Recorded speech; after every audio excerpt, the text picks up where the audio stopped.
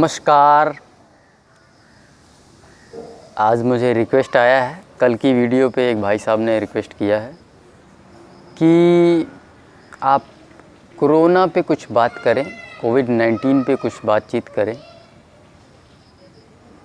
कुछ लोग हैं जो इस दिशा में बहुत ही बेहतरीन काम कर रहे हैं, लोगों को सच्चाई के बारे में अवेयर कर रहे हैं और सब कुछ अपना दांव पे लगा के कर रहे हैं। मेरी नज़रों में सच्चा देशभक्त वही है। हालांकि मेडिकल जगत के बारे में तो हमारे देश में 3-4 लोग मुझे नज़र आ रहे हैं जो कि खुल के सच्चाई को सामने ले आ रहे हैं और सचमुच अगर मैं कहूँ तो सच्चे देशभक्त वही हैं, खुल के बोलते हैं। मुझे बहुत अच्छा लगता है। डॉक्टर खादर सर हैं, बीएम हेगड़े जी हैं और डॉक्टर विश्वरूप जी हैं, खुल के बोलते हैं मेडिकल जगत के बारे में। मैंने सुना है असली देशभक्त यही है। क्योंकि देखें, जो है हेल्थ से ऊपर मेरी नज़रों में कोई चीज़ नहीं है। अगर आपकी हेल्थ ख़राब है, आप ठीक नहीं हैं, तो आप कुछ नहीं कर सकते। आपके लिए सारी चीज़ें बेकार हैं। तो सबसे टॉप की जो चीज़ है वो यही है और ये खुल के बोलते हैं और जो सच्चाई है उसको सामने रखते हैं। तो इस प्रकार से जो है वो चाहते हैं कि मैं भी कुछ बोलूं इस दिशा में, इसके बारे में। तो चलिए आज हम इसके बारे में कुछ डिस्कस कर लेते हैं। जो मेरी सोच है, मेरी सोच क्या कहती है कोविड-19 कोरोना के ऊपर। मेरी नज़रों में तो ये दिखे साधारण सा फ्लू है। अब मैं आंकड़े भी अगर रख दूं तो इंडिया में 3% लोग मर रहे हैं और फॉरेन कंट्रीज़ में 6%। अब अगर फ़ॉरेन की बात करूं तो वहाँ तो भाई साहब देखें, जुखाम को भी बीमारी मानते हैं। क्यों मानते हैं? क्योंकि देखिए उनका मिट्टी धूल मिट्टी से कोई लेना देना नहीं है। मैं साफ बता दूं, भारत में चीज़ें डिफरेंट है और वहाँ पे चीज़ें डिफरेंट है। आप समझ रहे हैं? जिस चीज़ से हमारा शरीर बना हुआ है, अगर उसी से अलग कर दोगे तो प्रॉब्लम्स आपको ज़्यादा आएंगी। और वही चीज़ हुआ है। आज वो मिट्टी की कीमत को नहीं समझते, वो धूल को धूल समझते हैं, लेकिन धूल को हम धरती माँ समझते हैं। अरे उसी से बना हुआ है यार हमारा शरीर, तुम अलग कैसे कर सकते हो उसको? यही कारण है कि वहाँ 6% मर रहे हैं। क्योंकि भाई साहब इम्यूनिटी नहीं है ना, इम्यूनिटी नहीं है उनके शरीर में। और हमारे यहाँ भी जो 3% मर रहे हैं जो लोग, वो शहरों में रहते हैं और वही विचारधारा उनकी भी है जो बाहर अंग्रेज़ों की है ना। वही विचारधारा ये जो 3% मर रहे हैं उनकी है।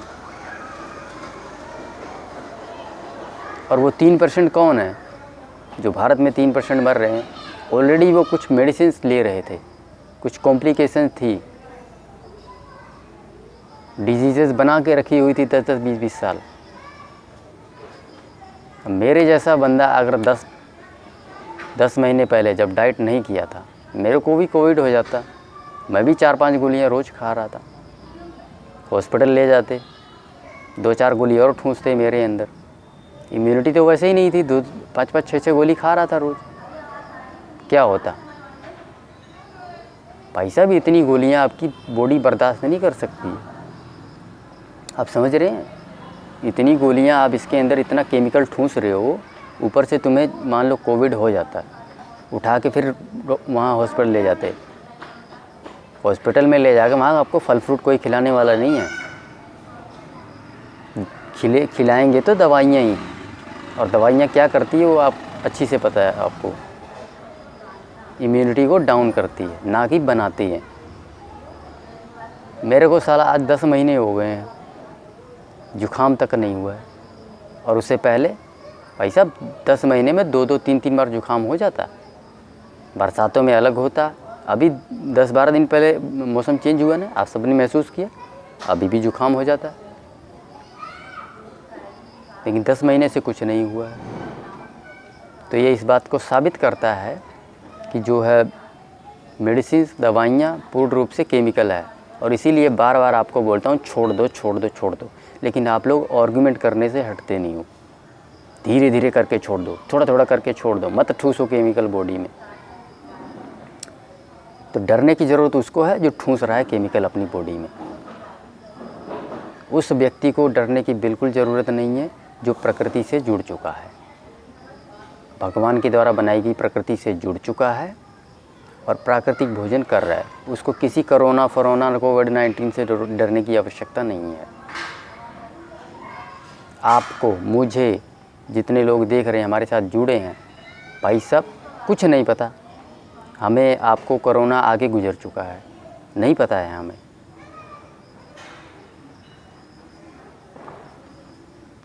सो इस प्रकार से जो है, देखिए एक बात आप दिमाग से निकाल दें कि भाई साहब आपको कोरोना नहीं होगा या मुझे नहीं होगा, एक एक व्यक्ति को होगा। जुकाम नहीं हुआ है आज तक, आपको हुआ है ना, तो जुकाम ही तो है।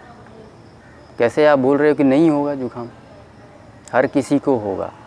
बेहतर यही है कि अपना स्वास्थ्य सुधार लो, केमिकल ठूंसना बंद कर दो, ठीक है, प्रकृति से जुड़ जाओ, ईश्वर के द्वारा बनाई गई प्रकृति से जुड़ जाओ। इससे ऊपर कोई चीज़ नहीं है। उसके बाद किसी कोरोना से आपको डरने की आवश्यकता नहीं है।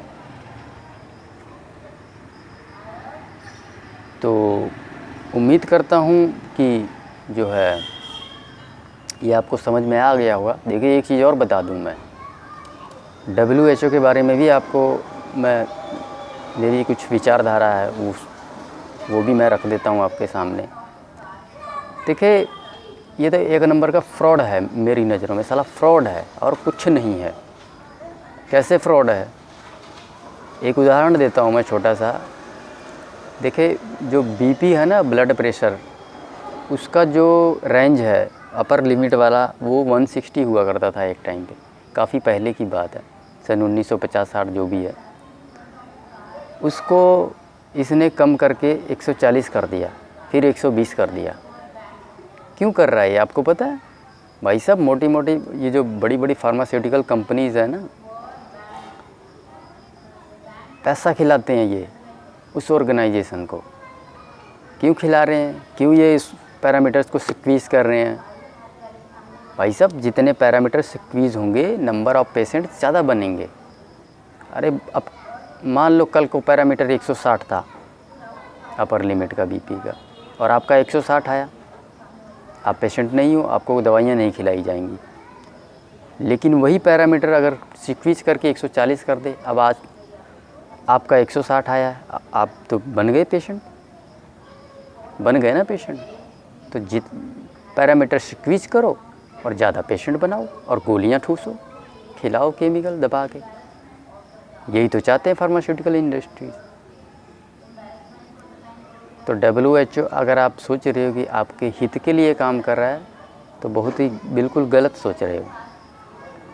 और अमेरिका ने तो अब फंडिंग करना भी बंद कर दिया। उन्होंने बोल दिया कि हम नहीं करेंगे फंडिंग। वो समझ गए इस बात को, ये एक नंबर का फ्रॉड है ये। कुछ नहीं किया, क्या किया उसने भाई साहब? अभी का पूरा सिचुएशन ले लो, साले बुत बन के बैठे रहे, कुछ नहीं पता चला उनको कहाँ कहाँ से कैसे कैसे फ्लू जो है ये फैल रहा है। तो इस प्रकार से जो है ये सारी चीज़ें, सिर्फ पैसा बहुत बड़ी चीज़ हो गई है आज की डेट में, ठीक है। इंसानियत बहुत छोटी रह गई है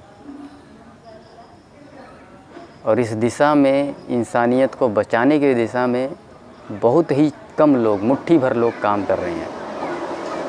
सारे बंदे पैसों के चक्कर में अंधे हुए पड़े हैं, ठीक है। बहुत मुट्ठी भर लोग काम कर रहे हैं। सच्चाई को बोलना कोई आसान बात नहीं है, और जो कर रहा है वही असली देशभक्त है मेरी नज़रों में।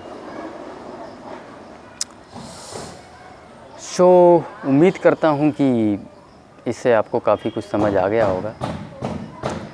ये वीडियो कितने मिनट की होगी पहले मैं ये देख लूँ, फिर उसके बाद एक और जो डिस्कस करना था वो मैं करता हूँ। चलो कर लेते हैं, टाइम है अभी, थोड़ा लंबा वीडियो नहीं हुआ है। कल एक भाई साहब का फ़ोन आया मेरे पास, पंजाब से हैं, और वो जो है डाइट फॉलो कर रहे हैं। बहुत परेशान थे, उनके पेट में दर्द था, पसलियों में दर्द हो रहा था। वो एक बार ऑलरेडी जो है प्राकृतिक भोजन कर चुके हैं, उनकी प्रॉब्लम उस टाइम ठीक हो गई थी, और फिर इन्होंने उल्टे सीधे खाने शुरू कर दिए। अब इनकी समस्या ये है कि ये आगे ना मेरे से आर्गूमेंट करी जा रहे हैं। मैं उनको बता रहा हूँ कि ये डाइट आपने ऐसे ऐसे करना है। मैंने तो ये भी खाया हुआ जी, मैंने तो वो भी खाया हुआ जी, मैंने तो ये भी खा लिया। तो मैं कहा भाई साहब बचा क्या फिर? जब सब कुछ आप खा चुके हो तो आप ठीक क्यों नहीं हुए? पूरी डाइट उनसे पूछा तो वो कह रहे जी मैं दूध भी पी रहा हूँ, मैं दही भी खा रहा हूँ, मैं ये भी कर रहा हूँ, मैं अनीमा भी ले रहा हूँ। अरे भाई साहब, दूध दही भी खाई जा रहे हो, अनीमा भी ले जा रहे हो, प्राकृतिक भोजन भी खाए जा रहे हो। फिर मैं बोला कि दूध निकाल दो। नहीं सर, दूध से तो मुझे बहुत अच्छा लगता है। तो भाई साहब ठीक क्यों नहीं हुए आप? दूध से बहुत अच्छा लगता है तो तकलीफ़ में क्यों हो? अगर दूध बहुत अच्छा लगता है, नहीं सर वो मेरे को बहुत अच्छा लगता है दूध से तो मुझे लगता है कि मैं ठीक हो रहा हूँ। तो ठीक क्यों नहीं हुए? आर्गूमेंट पे आर्गूमेंट करी जा रहे। फिर मैंने एक एक ऑर्डर बाय ऑर्डर जो है कि भाई पहले ये चीज़ खाना है, फिर वो चीज़ खाना है, स्टेप दर स्टेप, फिर वो चीज़ खाना है। इसका बहुत महत्व है, आप समझ रहे हैं? इसका बहुत ही ज़्यादा महत्व है कि कौन सी चीज़ कब खानी है। मिलेट मैं बोलता हूँ अमृत है, लेकिन सवेरे सवेरे खा लोगे तो फिर बात नहीं बनेगी। आप समझ रहे? सुबह सुबह तो आपको ग्रीन जूस और फ्रूट ही लेना पड़ेगा, क्योंकि बॉडी क्लिनजिंग करनी है, आपके पेट की सफाई करवानी है सबसे पहले। अब मिलेट ही ले लोगे सवेरे तो कैसे पेट साफ़ होगा आपका?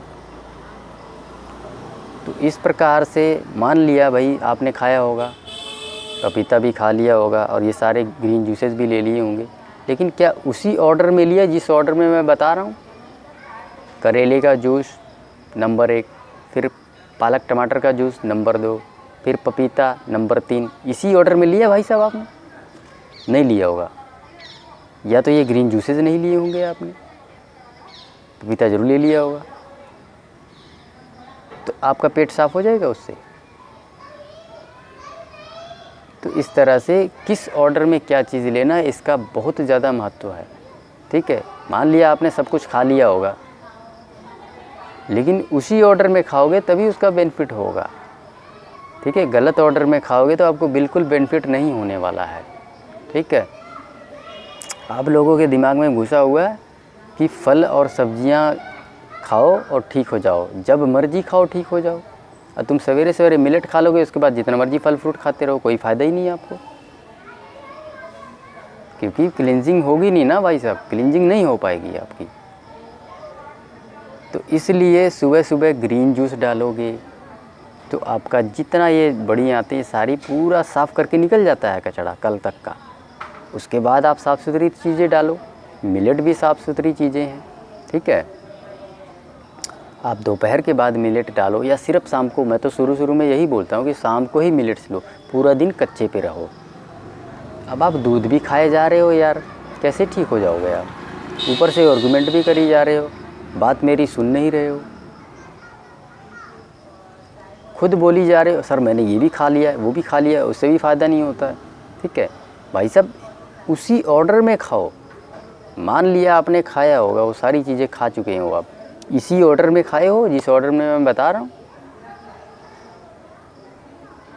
आप दूध भी पिए जा रहे हो, कह रहे हो मुझे तो इससे फ़ायदा लगता है, ठीक हो नहीं रहे हो आप। तो पूरी तरह से जो है आप हालांकि मैंने इनको समझा दिया है, लेकिन फिर भी चलो रिपीट कर देता हूँ, ठीक है? Milk and milk product totally बंद कर दो। और जो ये पसलियों की आपकी जो समस्या है ना, ये जो दर्द हो रहा है, इसके लिए मैं एक ही डाइट बता रहा हूँ आपको, आप ध्यान से सुन ले और 10 दिन तक पूरे फॉलो कर लें। कोई सॉलिड अनाज नहीं जाना चाहिए आपकी बॉडी में, ठीक है? दूध टोटली बंद, 10 दिनों तक ये डाइट कर लो, अंदर की जितनी प्रॉब्लम्स है सारी सॉल्व हो जाएगी। सुबह सुबह ग्रीन जूस लेना, दो ग्रीन जूसेस जो मैं बता रहा हूँ, ठीक है? पालक टमाटर का सॉरी, पहले करेले का जूस, फिर पालक टमाटर। उसके बाद पूरा दिन आपको जूस वाले फल ही डालने हैं बॉडी में, और उसके लिए सबसे बेस्ट है पपीता।